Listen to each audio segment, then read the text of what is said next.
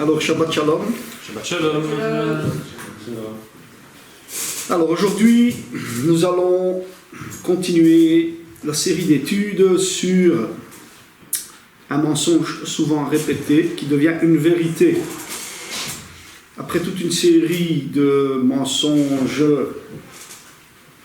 chrétiens qui sont devenus une vérité, nous allons aussi voir quelques mensonges ou rumeurs juifs qui sont devenus des vérités. Dans la vidéo de la fois passée, j'ai répété que, bien sûr, il faut nuancer quand on dit mensonge juif ou chrétien, ne pas faire d'amalgame, et bien sûr, faire du cas par cas. Alors, bien sûr, ici, le mensonge juif, souvent répété, c'est un titre volontairement provocateur pour attirer l'attention des juifs et des chrétiens. Alors, aujourd'hui, nous allons parler de plusieurs rumeurs qui courent dans certains milieux juifs au sujet de Jésus, au sujet de Yeshua. Alors, ce titre mensonge juif, ça peut rappeler de mauvais souvenirs, puisque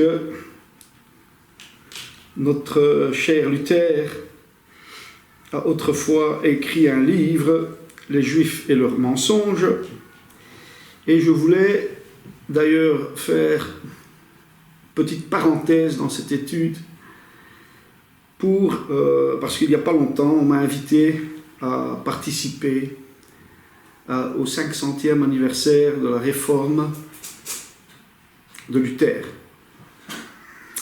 Et donc j'ai refusé d'y aller, parce que je trouve que je n'y avais pas ma place. Pourquoi ? Eh bien, il y a un livre, comme je viens de vous citer maintenant, que Luther avait écrit,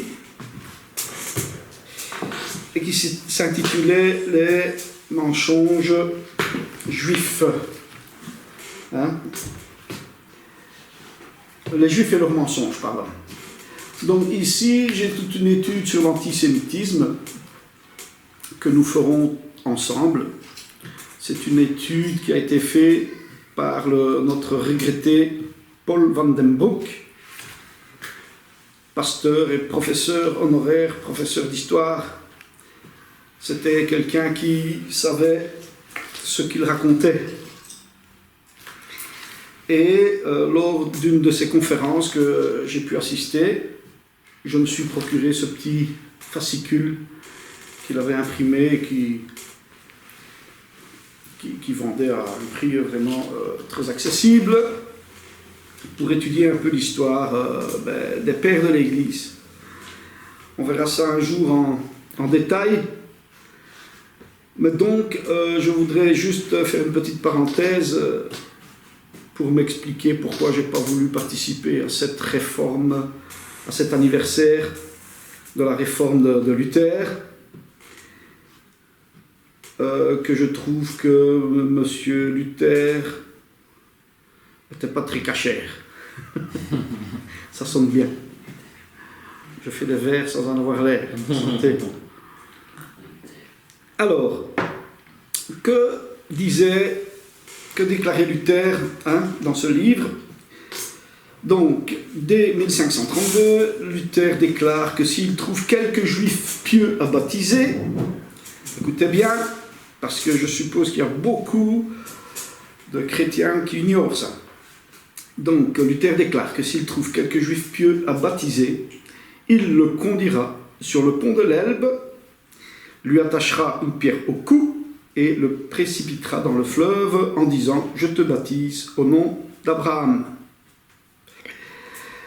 Dans un de ces derniers écrits intitulés « Des Juifs et de leurs mensonges », les injures les plus ordurières alternent avec des appels frénétiques aux pires violences.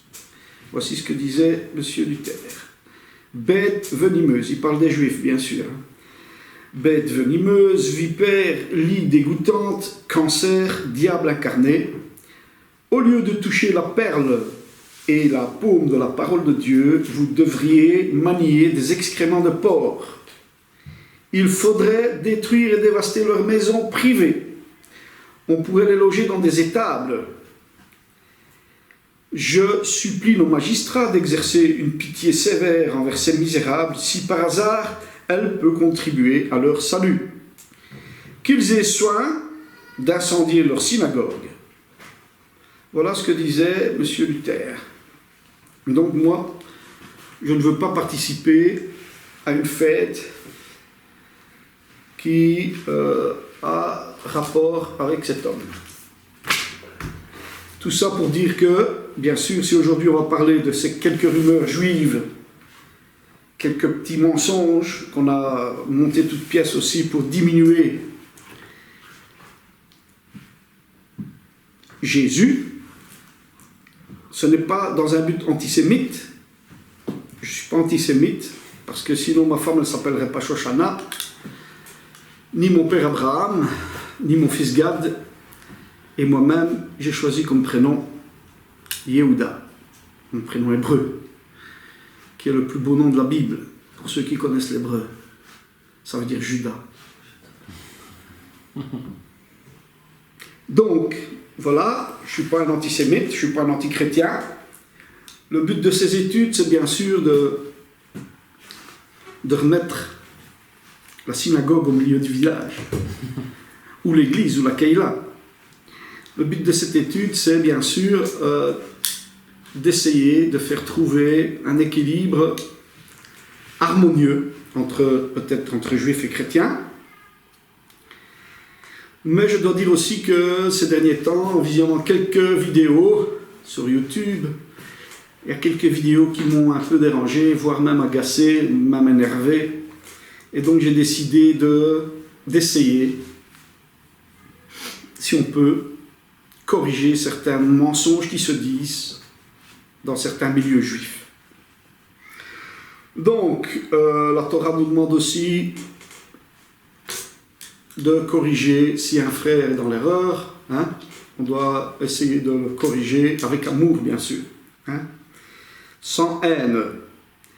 Après les déclarations de Luther, je voulais rajouter aussi que ce que les chrétiens ont fait après Jésus n'a rien à voir avec la prédication de Jésus. Ce que nous venons de lire ici, c'est vraiment quelque chose de terrible et d'antisémite à 100%. Ce n'est pas ce que Yeshua, ce n'est pas ce que Jésus a demandé à ses disciples de faire dans le monde entier, puisque dans Matthieu 28, Yeshua demande à ses disciples d'aller dans le monde pour faire des disciples afin de propager la bonne nouvelle, la Torah. Et ce n'est pas ce que Luther ou Calvin aussi ont fait, en quelque sorte. Parce que quand je lis des trucs comme ça, je ne veux rien savoir de ces gens-là. Donc, nous avons vu que pour être un disciple de Yeshua, il faut enseigner ce que le disciple, ce que le maître, ce que le rabbi a enseigné. Et ce qui est écrit là-dedans, c'est parce que notre rabbi a enseigné. Notre rabbi n'a pas enseigné des saletés pareilles. Donc, on va continuer et on va revenir à notre étude. Et nous allons parler de Jésus, de Yeshua. Alors, 2000 ans après l'avènement de Yeshua, nous pouvons nous rendre compte que notre cher Yeshua dérange encore aujourd'hui. C'est pas nouveau puisque, depuis sa naissance, Yeshua dérange, puisque le roi Hérode veut le faire mourir, veut le faire périr, veut faire périr le futur libérateur ou roi des Juifs, et beaucoup d'enfants mâles vont mourir à ce moment-là. Ce sera encore un massacre à cause de la folie d'un homme. Et en écrivant un peu cette étude, je me suis dit, tiens, les enfants mâles, ça me rappelle quelque chose, puisque c'était la même chose pour Moshe. Lorsque Moshe a échappé à la mort, eh bien, c'était justement au moment où Pharaon faisait périr les enfants mâles des Hébreux, eh bien, afin que justement que le Messie ne puisse pas voir le jour. Hein? C'était ça le but finalement. Alors on peut dire ici que, eh bien, comme Moshe, de la même façon, Yeshua échappe à la mort grâce à Dieu. Hein? Besrat Hashem, comme on dit. Donc, on voit que j'ai trouvé plein de points communs entre Yeshua, entre Jésus et Moïse, Moshe. Donc, dès le début de son ministère, le libérateur spirituel, Yeshua, il dérange aussi. Donc, dès le début de son ministère, il va commencer à avoir des problèmes, comme Moshe. Alors, comme Moshe, Jésus a des opposants parmi le peuple et les sages. Moshe a des opposants, ce que parfois on ne peut pas lire quand on étudie la Torah. Eh bien oui, Moshe a des opposants, et il y a même un épisode, lorsque Moshe se rend pour la première fois chez Pharaon. Pharaon dit à Moshe, moi écoute, je ne connais pas ton Dieu, alors si c'est possible de ne pas détourner les ouvriers de leur travail, si tu veux bien t'en aller, et puisque tu as le temps puisque vous avez le temps de venir réclamer ici et parler de votre Dieu, eh bien on va augmenter votre travail, vous n'aurez plus de paille pour faire vos briques, vous irez la chercher vous-même dans les champs, mais le nombre de briques doit rester le même. Du coup, eh bien, le peuple et certains dirigeants ne sont pas contents, parce que le résultat de cette rencontre avec Pharaon, c'est que les Hébreux ont plus de travail à cause de Moshe, soi-disant. Et du coup, Moïse et Aaron vont se faire taper dessus.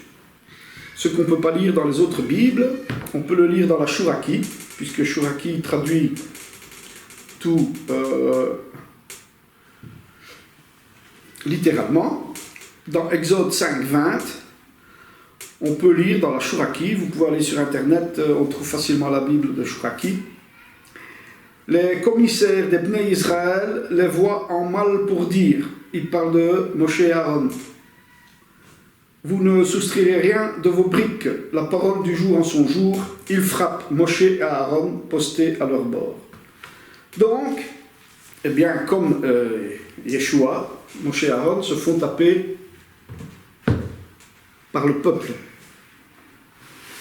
Hein? Donc, je voulais faire un peu cette analyse parallèle, je vais dire, entre Moïse et Jésus. Mais bien sûr, on peut faire toute une étude là-dessus, parce qu'il y a encore beaucoup de points où Yeshua et Moshe ils ont beaucoup de points en commun. Hein. Alors, bien sûr, comme Moshe, Jésus a aussi des sympathisants parmi le peuple et les sages.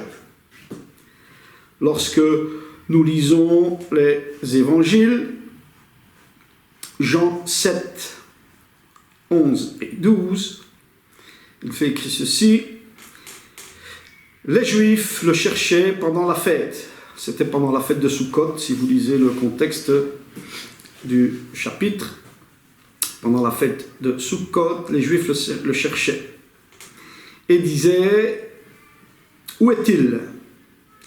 Il y avait dans la foule grande rumeur à son sujet.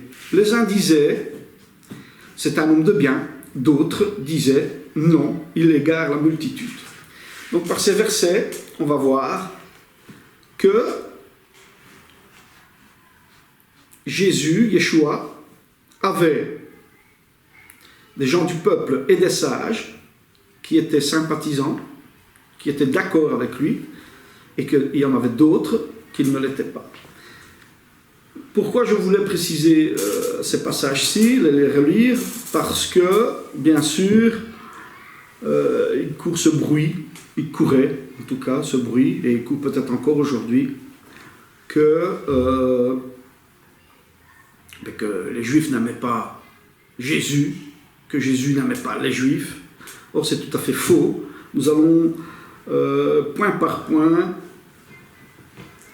voir ensemble que ce sont tous des mensonges, souvent répétés, devenus vérité.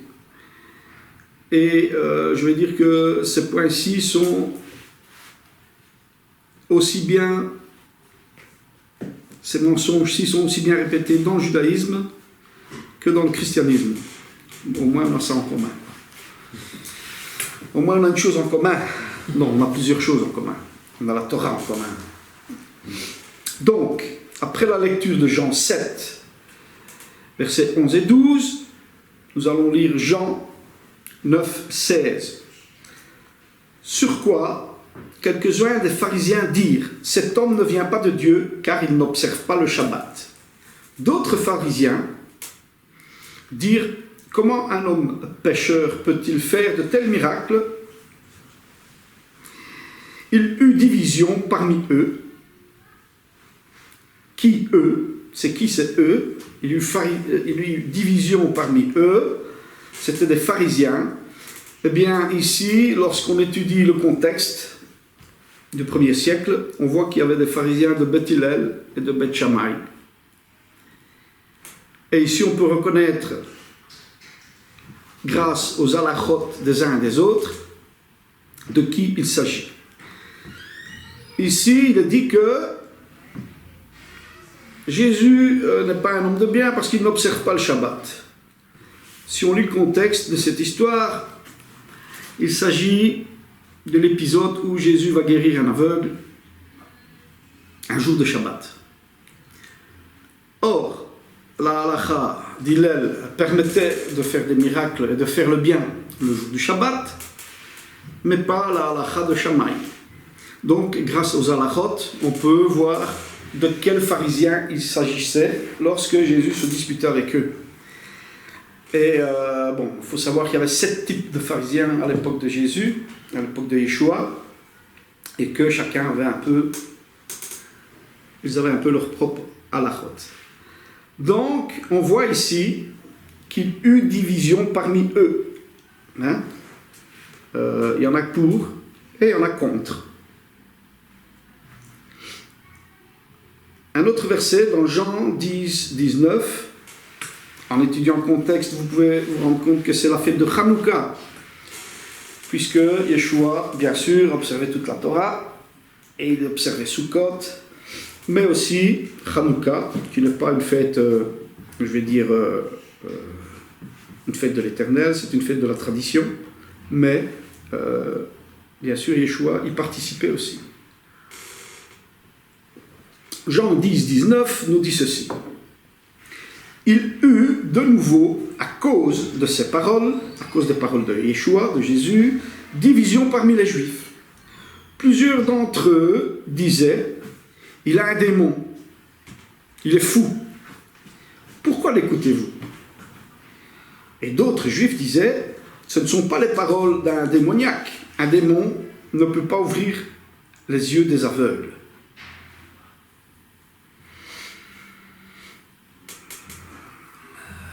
Dans le Talmud, on peut voir toute une série de miracles que seul le Messie pouvait et peut accomplir. Et que les magiciens, on a vu, lorsqu'on étudie la Torah, on voit que les magiciens de Pharaon pouvaient reproduire certains miracles, les mêmes que ceux que Moshe et Aaron faisaient. Eh bien, les magiciens pouvaient faire les mêmes, jusqu'à une certaine limite. Il y a des miracles que les magiciens de Pharaon n'ont pas pu refaire parce qu'il n'y a que des miracles qui viennent que de Dieu. Voilà pourquoi ici il dit un démon ne peut ouvrir les yeux des aveugles. Alors, Jean 12, 42 aussi. Cependant, même parmi les chefs, parmi les rabbis, parmi les rabbins, plusieurs crurent en lui. Si vous lisez Jean 12, 42, vous pouvez lire le contexte. On peut se rendre compte que plusieurs sages crurent en Yeshua.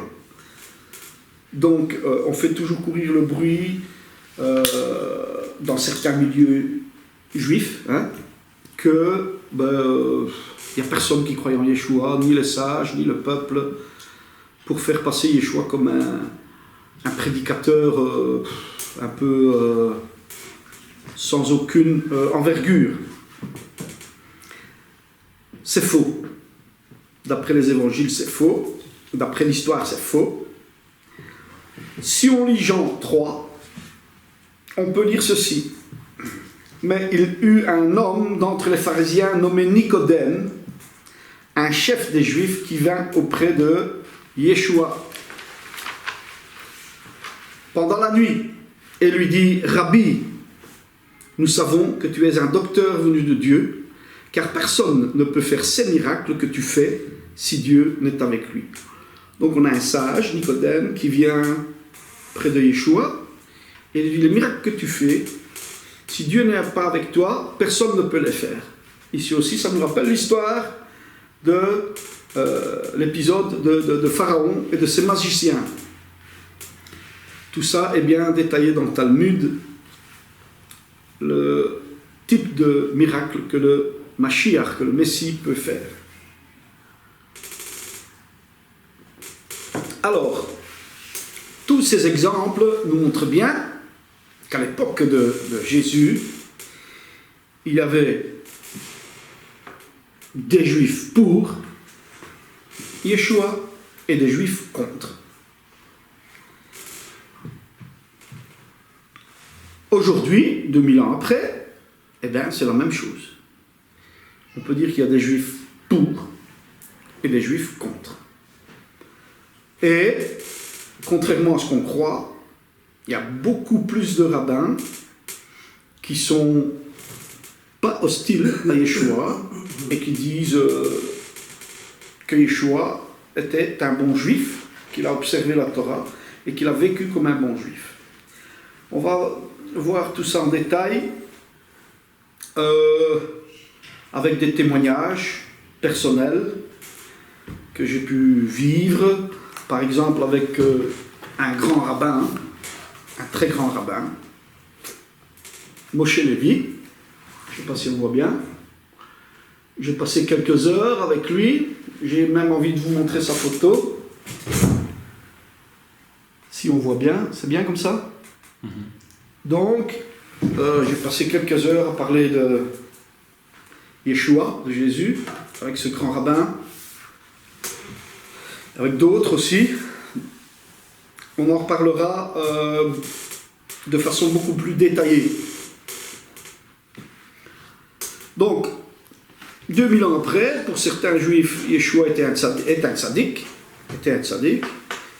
Et 2000 ans après, pour certains rabbins, Yeshua n'est pas un tzaddik, c'est un rachat, un méchant. Donc, nous verrons tout ça en détail, mais il faut que je fasse rien qu'une étude à ce sujet. Pour certains, donc Yeshua était un tzaddik, pour d'autres, c'est un imposteur, un trompeur, un menteur, un magicien, un fils de prostituée. Mais nous verrons, d'après la Torah, puisque la Torah nous enseigne qu'on reconnaît un arbre à ses fruits, nous verrons ce qu'est Jésus, ce qu'est Yeshua, s'il a enseigné quelque chose de contraire à la Torah, si c'est un tzaddik ou pas. Donc, on va continuer pour le moment cette étude, et j'aimerais bien faire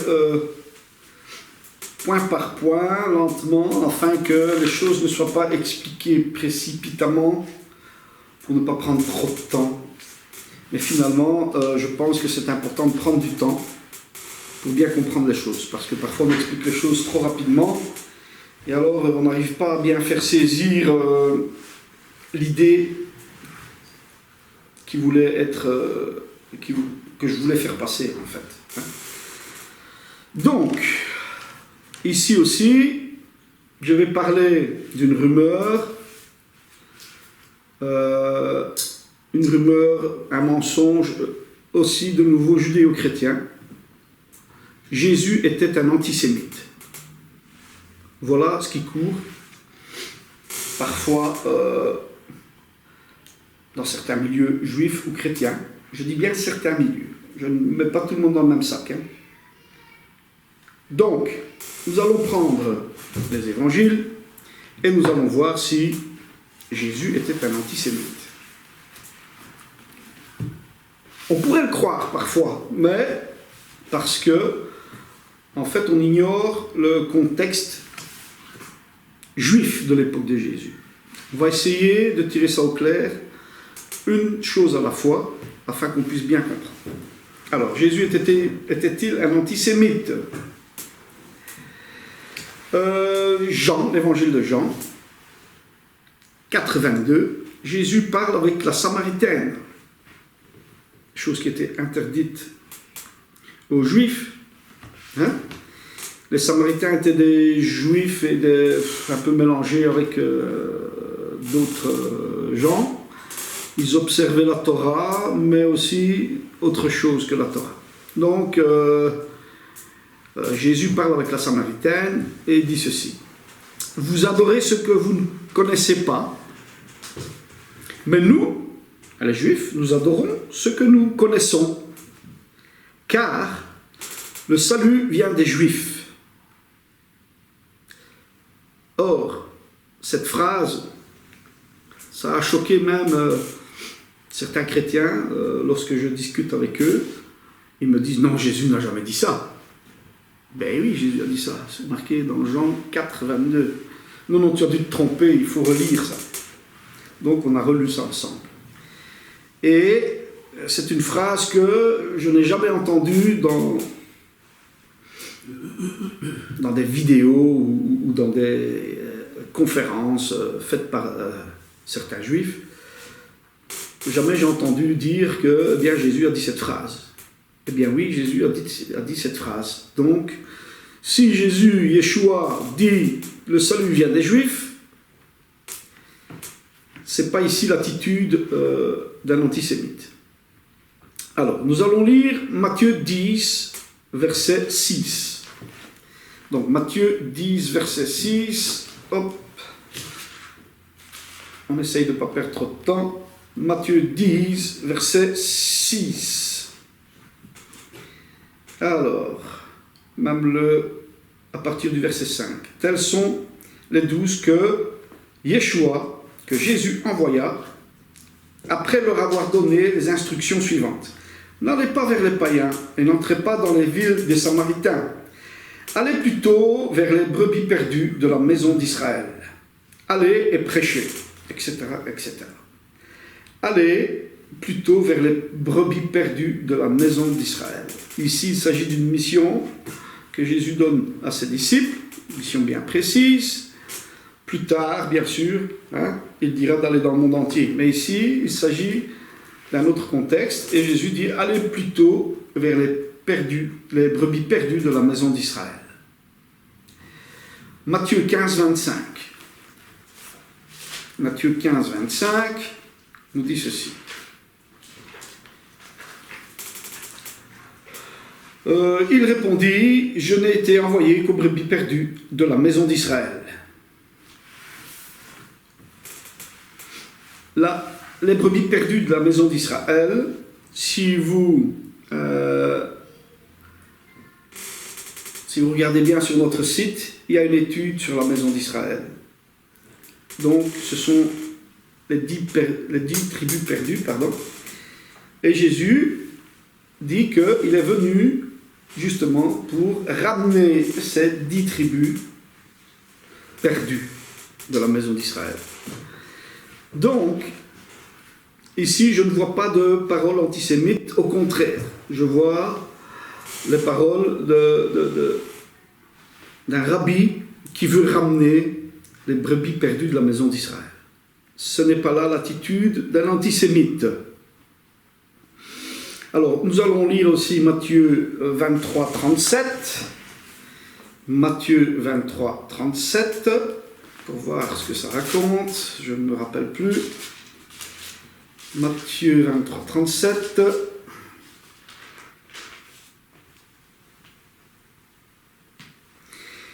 Jérusalem, Jérusalem, qui tue les prophètes et qui lapide ceux qui te sont envoyés. Combien de fois ai-je voulu rassembler tes enfants, comme une poule rassemble ses poussins sous ses ailes, et vous n'avez pas voulu. Voici, votre maison vous sera laissée déserte.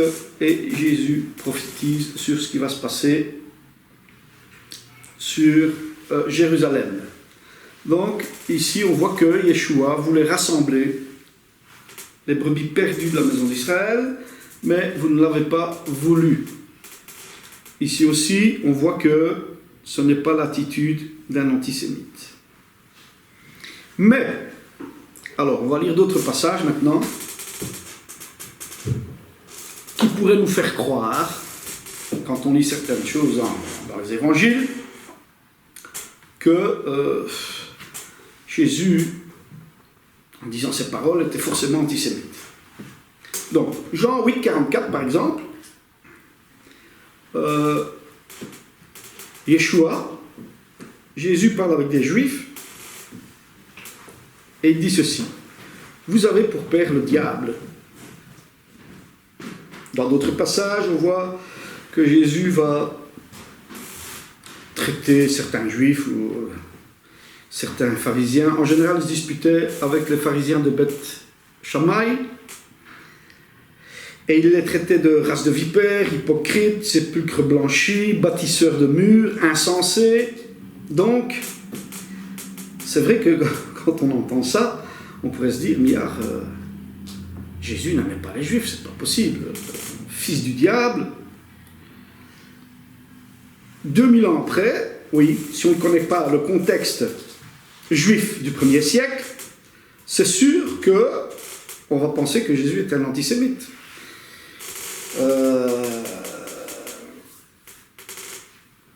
Pourtant, les Juifs savent que c'est pas vrai. Pourquoi? Parce que lorsque Jésus se dispute avec les pharisiens, j'ai fait toute une étude là-dessus, vous pouvez la lire sur notre site, les disputes pharisiennes de Jésus. Donc, on doit bien comprendre ceci, c'est que le contexte de l'époque de Jésus était le suivant. Je vais vous lire 2 pages de mon étude afin de bien comprendre ce détail. Qu'est-ce qui se passait à l'époque de Yeshua? Donc, si nous lisons le Nouveau Testament en ignorant ou sans tenir compte du contexte juif de l'époque de Jésus, nous lui ferons dire des choses qu'il n'a pas dites ou nous lui prêterons des intentions qu'il n'avait pas. Cela fait de Jésus un anti-pharisien, un anti-juif, et a pour effet de produire de l'anti-judaïsme ou de l'antisémitisme. Or, Jésus était pharisien. Quand je dis ça, ça fait dresser les cheveux sur la tête de certains chrétiens. Et pourtant, on va étudier ça aussi. Une chose à la fois, nous voyons que Jésus était pharisien. Or, Jésus était loin d'être anti-juif, en disant à la Samaritaine, ça lui vient des Juifs, on vient de le lire. Jésus, Yeshua, confirme que le peuple d'Israël reste le peuple témoin de Dieu. Nous avons vu aussi que dans Matthieu, que Jésus va même pleurer sur la destruction de Jérusalem.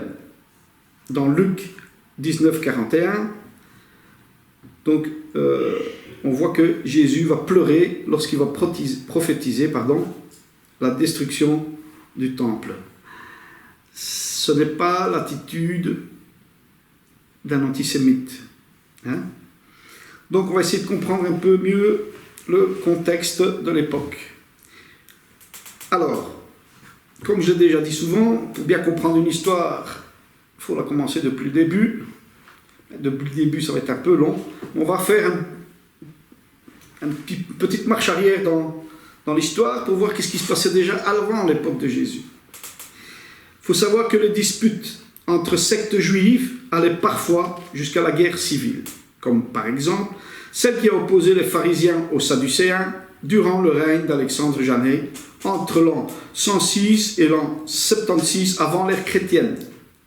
Une année, lors de la fête de Sukkot, Alexandre, fils d'Hyrcan, qui était grand prêtre sadducéen, a corrompu la cérémonie de la libation de l'eau, ce qui déclencha une guerre civile qui dura 6 ans et fit plus de 50 000 morts. À cette époque, Alexandre fit crucifier 800 pharisiens. Donc on voit que ici la guerre entre les pharisiens et les sadducéens, il y a 800 crucifiés, il y a 50 000 morts. Donc les disputes entre sectes, c'était quelque chose de violent. Il faut qu'on comprenne bien ça, le contexte de l'époque. Après cette guerre, les pharisiens vécurent en parfaite union. Donc les pharisiens vivent en parfaite union, jusqu'au jour où Beth Shammai voulut imposer 18 mesures, 18 halachot, 18 règles. Hein? Ça se trouve dans le Talmud, Shabbat 13b. À tous les juifs. Donc Beth Shammai veut imposer 18 règles, 18 nouvelles règles, 18 halachot sur tous les juifs. Il veut imposer ça. Beth Hillel n'est pas d'accord. Beth Hillel s'opposa à ces mesures.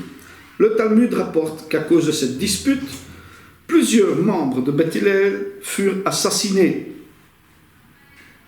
Donc ça rigole pas. Hein? Une dispute théologique qui tourne au meurtre. Alors, en découvrant ces deux détails historiques importants, nous comprenons mieux pourquoi Yeshua, Jésus, était un adversaire redoutable, premièrement des pharisiens de Beth Shammai, et deuxièmement des sadducéens. C'est vrai que Jésus va se disputer quand même pas mal avec les sadducéens, en le traitant de voleur, hein? Et aussi, grâce aux halachot, mais ça, il faut connaître les halachot de Beth Shammai pour savoir que Jésus se dispute 9 fois sur 10 avec des pharisiens de Beth Shammai. Alors, si nous tenons compte du contexte juif de l'époque de Jésus, nous serons vite persuadés que toutes les disputes que Jésus a eues avec les scribes et les pharisiens étaient quelque chose de courant et de normal parmi les pharisiens. Ces disputes portaient le nom de disputes Leshem Shamayim. Ce sont des disputes au nom du ciel, des disputes théologiques. Voilà, donc c'était des disputes très engagées. D'ailleurs, il suffit encore aujourd'hui de voir dans une yeshiva, dans une salle d'études, lorsque deux élèves discutent sur un point où ils ne sont pas d'accord, on voit que c'est très... Il y a de la passion là-dedans. Mais on va voir jusqu'où ça pouvait aller, afin qu'on puisse comprendre le contexte juif et pourquoi Jésus, Yeshua, a dit certaines phrases à certains pharisiens. On va voir ça ici. Donc, dans la première étude que j'ai faite, parce que celle-ci c'est la deuxième, dans la première étude qui se trouve sur le site aussi, j'avais fait l'étude de Jésus, on voit bien, le Nazaréen, Jésus le pharisien. Ça va encore énerver quelques-uns, mais bon, tant pis. Donc, dans la première étude, donc, nous avons déjà passé dans cette étude en revue les différentes sectes juives, avec leurs particularités. Rappelez-vous l'épisode où Paul se dispute avec les Sadducéens parce que Paul va dire aux pharisiens, oui, parce que je crois à la résurrection, les Sadducéens me font juger ici. Et donc il y a une dispute dans le bazar et le jugement s'arrête là. Tout est remis. Hein? Donc nous avons déjà passé en revue les différentes sectes juives avec leurs particularités. Dans le Talmud, il existe des qualificatifs, voire des insultes typiquement juives. Ce sont des insultes sans être des insultes. Ce sont plutôt des critiques. Donc dans le Talmud, on peut trouver toutes ces insultes qui ne sont pas des insultes, mais ce sont des critiques. Ce sont quand il y a des disputes halachiques entre deux groupes, deux rabbins qui ont une pensée différente. Vous allez voir qu'il y a des exemples quand même assez marrants. Hein? Ces critiques que nous trouvons dans le Talmud sont identiques à celles des évangiles. En voici la liste. Forcément, les critiques du Talmud, toutes ces soi-disant insultes, sont les mêmes dans le Talmud que dans les évangiles, puisque les évangiles, en fait, c'est le Talmud des chrétiens. Puisque le Talmud, c'est les écrits du rabbi, pas les écrits du rabbi, les écrits des disciples qu'ils ont fait au sujet du rabbi, afin que tous ces enseignements ne se perdent pas. C'est ça le Talmud. Mais les évangiles, c'est la même chose, c'est un Talmud. Désolé de décevoir certains. Donc, nous trouvons dans le Talmud les mêmes critiques que dans les évangiles. En voici la liste. Hypocrite, race de vipère, sépulcre blanchi, fils de Bélial, ou fils de Satan, fils du mal, synagogue de Satan, bâtisseur de murs, murs blanchis, insensé. Donc on voit que ces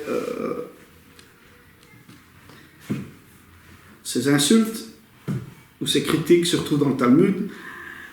C'était déjà avant la venue de Jésus, cette histoire. Hein. Donc, c'est pas Jésus qui a commencé à insulter les Juifs comme ça par hasard. Hein. Chas v'shalom. C'est une idée fausse. Il faut comprendre donc le contexte de l'époque. Alors, le Talmud témoigne que l'attitude de Jésus envers les pharisiens n'avait rien d'extraordinaire par rapport à certains autres rabbins de son temps. Donc on voit que le Talmud explique bien ça, que finalement, avec les autres exemples qu'on va lire ici, on va voir que il y avait d'autres rabbins qui se disputaient et qui se disaient la même chose que Jésus et les pharisiens de Beth Shammai. Alors, les critiques que Jésus faisait des pharisiens de Beth Shammai, ainsi que celles que l'on trouve dans les rouleaux de la mer morte, dans le document de Damas, où Shammai est appelé prédicateur du mensonge. Et les Chamaïens, des traîtres qui construisent des murs rachitiques. On retrouve ça, des murs, bâtisseurs de murs, dans les évangiles. Eh bien, ces critiques ne sont pas plus hostiles que celles faites par Rabbi Dosa ben Arkinas, un célèbre sage du 1er siècle, ça tombe bien, qui appela son frère Yehonatan, donc ce sont deux frères, hein. Eh bien, Ben Arkinas, Rabbi Dosa, appelle Yehonatan, fils premier-né de Satan. Ces deux frères, ils ont le même père, et ils traitent de fils de Satan. Donc c'est un peu... si son frère c'est le fils de Satan, lui il est le fils de qui? Pourquoi j'insiste ici sur le fils de Satan? Parce qu'on voit que Yeshua, ça c'est dans le Talmud, eh bien Yeshua, dans Jean 8, 44 je crois, il dit vous avez pour père le diable. Donc c'est pas quelque chose d'extraordinaire. Hein. Pourquoi ces deux rabbins, frères, se disputent?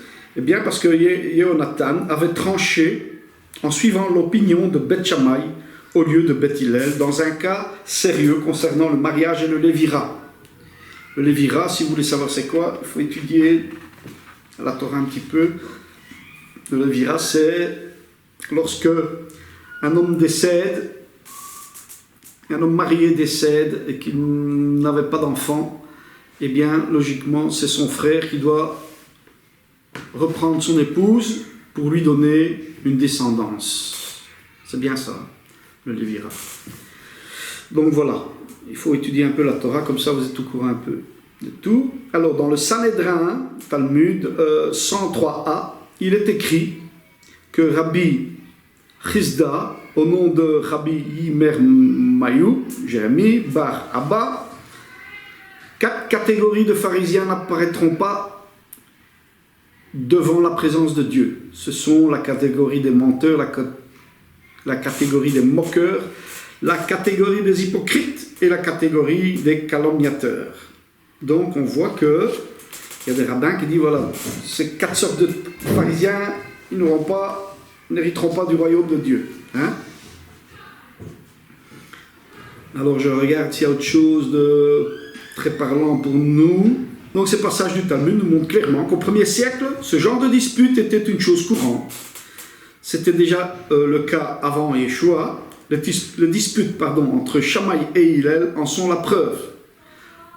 Donc, voilà, il faut essayer d'étudier un peu en dehors des évangiles pour voir, et même lire l'histoire un petit peu, pour voir ce qui se passait autour de Jésus dans les synagogues, dans le Talmud, pour bien comprendre ce qui se passait et pourquoi Jésus avait un tel langage par rapport aux pharisiens de Beth Shammai. Parce que Beth Shammai, c'était l'école pharisienne qui rajoutait tout le temps du poids sur les épaules. Et le Talmud dit que normalement, lorsque une halakha est trop lourde pour pouvoir la porter, elle doit être annulée. Or, Beth Shammai ne tenait pas compte de ça. Lui, c'était la rigueur. D'ailleurs, Yeshua leur dit, dans Matthieu 23, je crois, vous payez la dîme de la nette, de la menthe et du cumin, donc toutes les petites choses, mais vous laissez ce qui est le plus important dans la Torah, l'amour, la bonté, etc., etc. Mais Yeshua dit, les petites choses, il faut les observer, mais d'abord, il faut observer les grandes choses. Donc, de la Torah, bien sûr. Voilà. Donc, j'espère que ce cours va éclairer certains pour bien pouvoir comprendre ce qui se passait à l'époque de Yeshua. Donc, Yeshua n'était pas un antisémite. Et c'est pas parce qu'il dit à un juif, tu es le fils du diable, c'est des choses qui se passaient couramment à l'époque de Yeshua. Pour bien comprendre toutes ces disputes, lisez l'étude sur le site. Voilà. Il y en a 3 ou 4. Lisez-les. Et comme ça, on apprend beaucoup de choses. Shabbat Shalom et à la prochaine fois. Shabbat Shalom.